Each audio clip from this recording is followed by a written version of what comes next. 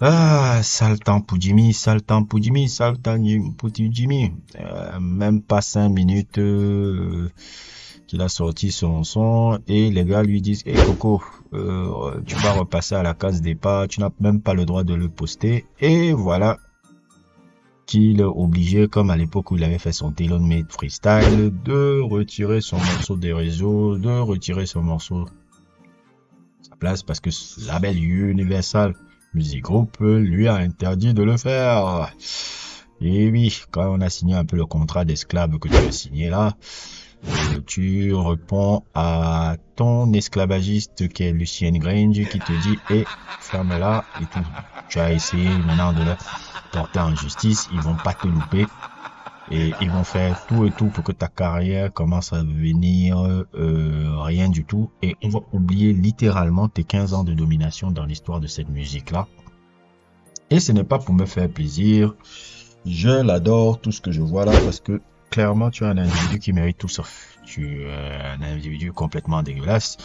Et c'est pour ça que je vois un peu tous les conneries que tu es en train de faire en ce moment-là. Ça ne va pas te faire, ça va pas te faire avancer. Donc, les gars sont en train de détruire à petit feu, détruire aussi toute ta marque. Hein. Ils sont en train de faire le truc. Le moment où tu as commencé à les faire, comment on appelle encore ça? Comment tu as commencé à les porter, les amener en justice? Je dis, ah, c'est pire que le début de la fin. Hein. Là, ta carrière va être de mal en pire et ils vont te lâcher. Et s'ils te lâchent, je crois que la seule alternative que tu vois, et c'est pour ça peut-être que 50 Cent est derrière toi, il voit que, et peut-être reviens en tant qu'acteur et tout. Et je pense même c'est même ta voix là-bas. How would you advise him in this situation? I don't know. He got so much. He already has a acting background. Yeah. So get into the. Should he pivot more into movie, film, go deeper on Top Boy and all I that think stuff? he might want to do that kind of stuff anyway. He already is conditioned for it. Yeah. But just to give himself a break from, because they'll feel. Parce que toi, tu es un très bon acteur. Tu as su cosplay, je ne sais combien de gens. Tu es d'abord un acteur à la base.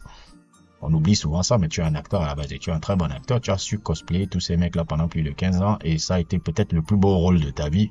C'est d'avoir nous avoir joué un rappeur. Ça, tu as été très bon là-dedans. Cette capacité même que tu as changé les accents. All Drake accents till now. UK Drake. It's like that one time at Cello. Good thing, man, we're pulling out phones. Jamaican Drake. Then trust me, headshot them both. New Orleans Drake. Yeah, you know, I mean. Arabic Drake. 16 told me that I look like Yusuf, look like Hamza. Toronto Drake. You guys make me sick to my stomachs, fam. Caucasian Drake. Just one of the most intelligent people I've ever met. Scrabble. New York Drake. Show out with none of the study. I don't really do what other people do, like. Real Drake. Look, can we just break up and get this over with? Les trucs, tu es presque même dans la méthode acting, toi. Tu es très fort. Tu es très, très, très fort. Mais bon, je pense que là, 50 Cent, il a d'autres projets pour toi, les projets d'acting. Je pense que c'est là où tu dois te retrouver. Mais en plus de cela encore, dans ce truc que j'ai vu là, ça m'a permis d'avoir encore une réflexion sur... Parce que comme c'est pas la première fois qu'il a ça avec UMG là. C'est pas la première fois. Il avait déjà eu ça avec Taylor Made Freestyle et ça m'a fait penser Taylor Made Freestyle là. En regardant encore la chanson là, ça m'a fait penser à cette vidéo que vous voyez apparaître là. I'm going to write a full song with a kind of predetermined narrative and kind of goal using text effects as the driver. So it's almost like we're going to be in dialogue. All right, so got the beat, got my little analog writing pad, I got text effects, and I think that we're ready to go.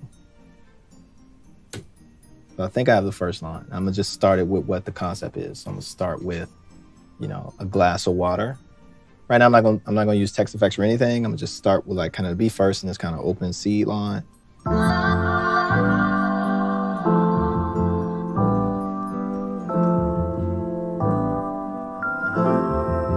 Say, yeah, a glass of water held up to the lips of a marauder.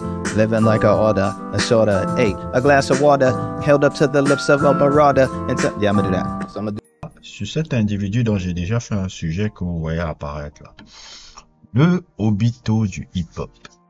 Tonton Lupi Fiasco. Lupi Fiasco, je me rappelle de cette vidéo quand je l'avais vue à l'époque. C'était le premier artiste de hip-hop à faire un son avec l'intelligence artificielle. C'est-à-dire comment créer un son avec l'intelligence artificielle. Il avait réussi un peu de manière très subtile comment il va jouer un peu avec une collaboration un peu avec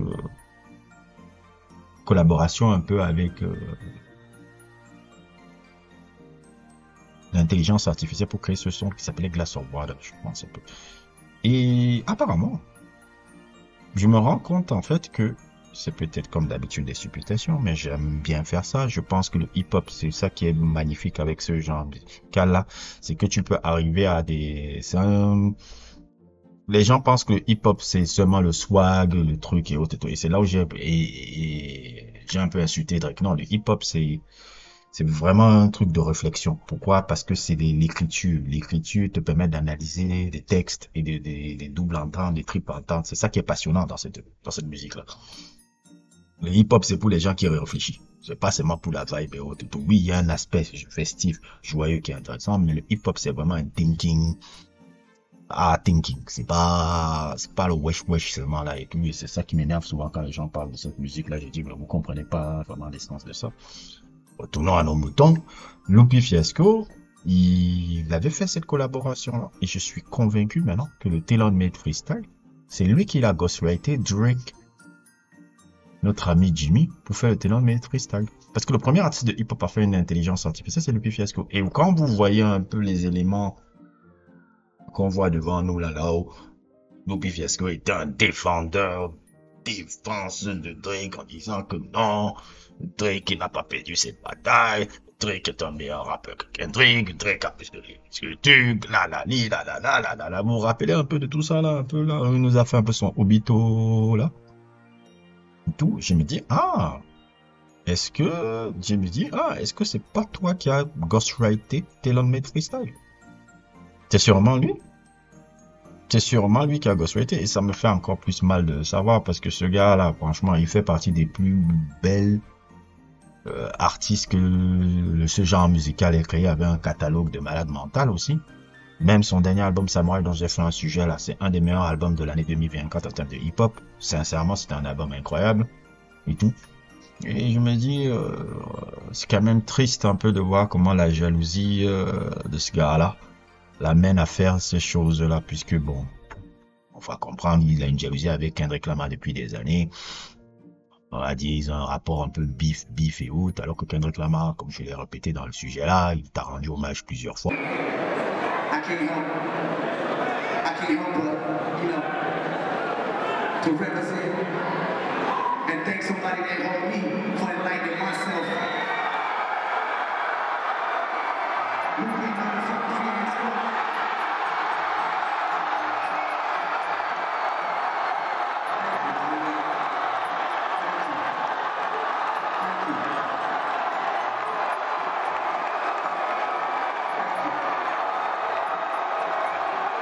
Il t'a parlé du truc, il t'avait fait monter à l'époque sur son show à Chicago, il te faisait même ça, il a toujours dit à quel point tu as ce truc, mais bon, tu n'as pas voulu jouer le mentor, tu as essayé de venir dire que non, il a pris ma place, la place que je devais avoir, parce que oui, avant Kendrick Lamar, c'était Lupi Fiasco qui était un peu dans ce même registre-là.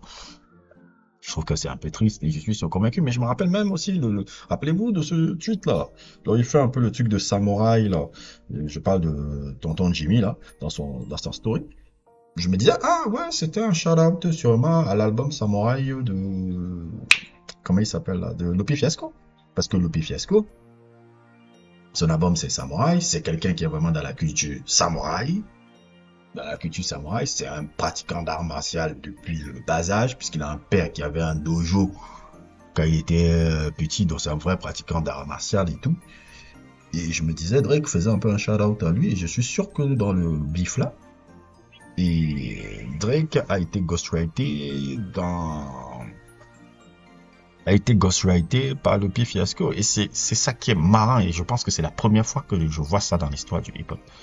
Je n'ai jamais vu un mec comme ça dans une bataille de beef, ou quelque chose comme ça, qui a eu autant d'aide extérieure. En même temps, les médias, Cameron et Mizda et tout, étaient derrière toi en train de faire un peu de la propagande pour toi. En même temps, encore, il y avait Jilly the Kid encore qui était encore en train de faire encore sa propagande ridicule, comme s'il comprenait pas ce qui se passait. Et deuxièmement encore, les mecs 50 Cent qui étaient aussi derrière toi dans ces stratégies marketing des réseaux sociaux, parce que j'ai compris que tous les mêmes que tu venais là, ça venait de 50 Cent, qui était aussi en train de te coacher derrière. Et t'avais encore Lupe Fiasco qui te coachait encore sur certains sons qu'il a ghostwrité, notamment le Taylor Made Freestyle. Il t'a aidé pour ce morceau. J'ai aucune preuve de ça. C'est vraiment des théories et des supputations qui ont l'air des supputations à l'air. Mais moi, je me fie à mon instinct. Quand mon instinct commence à connect the dot, je dis, donc c'est lui qui... et ça me rend encore triste de me rendre compte à quel point la jalousie peut faire que même des gars brillants peuvent les deux sons, et ça me met vraiment le parallèle entre Lupe Fiasco et Kendrick Lamar. Pourquoi l'un est là-bas et l'autre est là-bas? Je pense que Lupe Fiasco est quelqu'un de très brillant dans tout ce qu'il fait. Je trouve qu'il est très très brillant, c'est un individu excessivement intelligent, mais c'est quelqu'un qui manque d'humilité. Il a un peu le truc que les geeks ont en général. Les geeks, c'est les gens les plus arrogants que vous allez rencontrer dans la vie. Dans la vie, hein, ça je vous le dis, je me considère plus ou moins un peu comme un geek, mais je pense que je suis pas trop aussi geek. Je suis quelqu'un qui est passionné par ce qu'il fait. Le geek, c'est des gens passionnés, mais je suis pas très nerd comme on le pense. Je suis pas nerd comme on le pense. Et j'ai remarqué souvent aussi dans la communauté nerd aussi, quand j'ai commencé à côtoyer avec ces gens-là, il y a pas plus arrogant qu'un nerd. Il n'y a pas plus arrogant qu'un nerd. Les nerds sont les gars qui ont une extrême arrogance un peu, de par un peu le fait qu'ils maîtrisent un peu quelques domaines plus que les autres. Et ils ont toujours une attitude où mon intellect ou ma maîtrise d'un domaine me donne le droit de dire que je suis un peu au-dessus des autres. Je suis au-dessus des autres et que si les gens ne me calculent pas, parce que souvent les nerds ont un problème d'intelligence sociale, c'est qu'ils sont trop bêtes pour comprendre mon génie et qu'ils sont des crétins. Les nerds sont comme ça. Ça m'arrive parfois aussi d'avoir un peu ce genre d'attitude-là parce que c'est les trucs, mais j'ai appris un peu à me distancer de ça parce que c'est un peu un défaut que les nerds ont. Et Lupe Fiasco entre profondément là-dedans parce que chez Lupe Fiasco, il y a un manque d'humilité, un manque d'humilité, et surtout un côté, je dirais pas même pas seulement arrogant, mais un côté suffisant, pédant sur le type de culture et d'intelligence qu'il a. C'est un peu ça comme ça le personnage. Là où Kendrick Lamar, et c'est tout l'inverse, c'est beaucoup plus d'humilité. C'est pour ça que un mec comme Lupe Fiasco ne peut pas avoir le peuple qui le suit. Et là où un Kendrick Lamar, il a l'humilité et le peuple le suit. C'est toute la différence entre les deux. C'est pour ça que justement Kendrick Lamar est devenu le champion du peuple et que lui qui voulait devenir le champion du peuple, le champion de la communauté, n'a pas su l'être. Il y a aussi, comme je l'avais expliqué, des éléments aussi qui fait que la communauté a été parfois un peu dure, la communauté afro-américaine a été parfois dure avec lui, notamment quand il avait pris ses prises de position politique. Je pense que c'est là où sa carrière a switché, ses prises de position politique avec le truc de Palestine, où il avait traité Obama de terroriste. Je pense que ça a beaucoup joué dans... En tout cas, c'était un truc très courageux qu'il avait fait et la communauté afro-américaine n'avait pas back-up parce que c'était à l'époque du pro-Obama et autres et tout.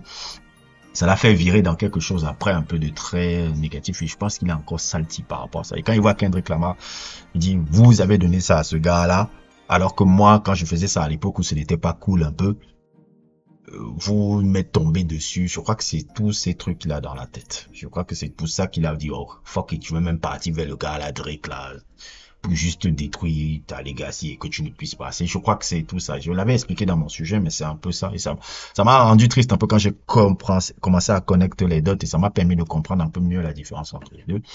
Bref, tout ça pour dire que Jimmy, bon, vous voyez, hein, le bateau tangue. Pour ceux qui ont été fans de ce gars-là, si vous venez maintenant vous rendre compte que c'est un tocard, vous le voyez très bien.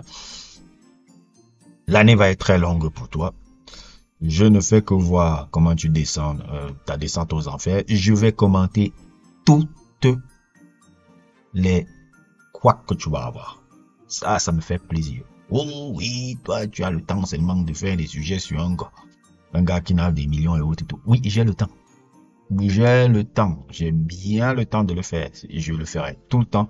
Parce que, pour moi, c'est pas seulement que j'attaque des Drake ou des gens qui ne me connaissent pas. J'attaque un type de caractère humain que j'aime pas. Drake, il est justement la représentation un peu du type de caractère d'être humain que j'aime pas. Et moi, ça me fait toujours plaisir de pouvoir insulter Jimmy. Et en plus, ça me fait des vues. J'ai eu, chaque fois que je fais des sujets sur Jimmy, je gagne des vues, je gagne des abonnés.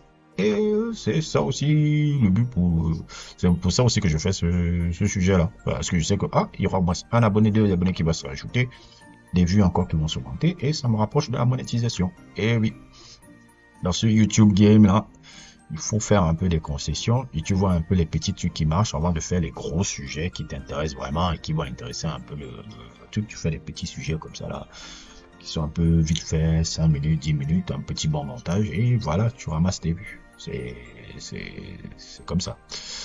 Voilà, j'ai fait plus, ça fait combien? 14 minutes, ouais, c'est parfait. N'hésitez pas à liker, n'hésitez pas à vous abonner, et à plus pour d'autres aventures.